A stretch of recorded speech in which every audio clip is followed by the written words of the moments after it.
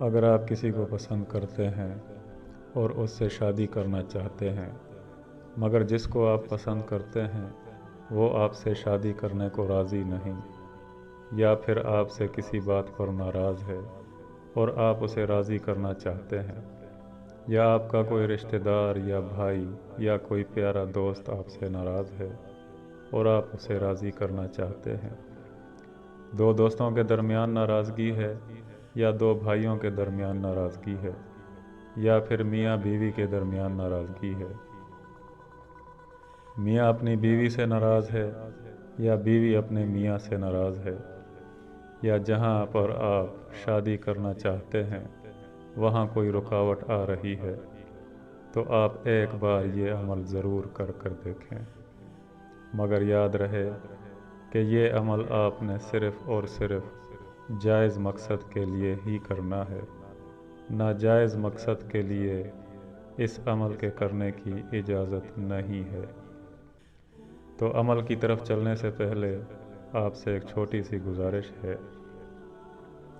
کہ ہمارے چینل کو سبسکرائب کریں اور بیل آئیکن کو ضرور دبا دیں تاکہ ہماری ہر نئی آنے والی ویڈیو آپ تک پہنچ سکے۔ تو عمل کچھ اس طرح سے ہے کہ سورہ یاسین کی آیت نمبر 9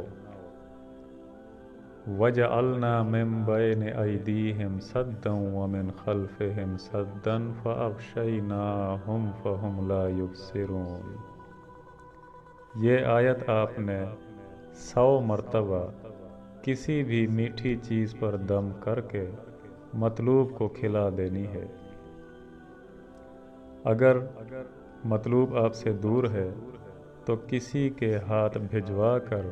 اسے کھلا دینی ہے۔ انشاءاللہ اس آیت کی برکت سے ناراض محبوب یا پھر جس کسی کو آپ راضی کرنا چاہتے ہیں وہ کچھ ہی دنوں میں راضی ہو جائے گا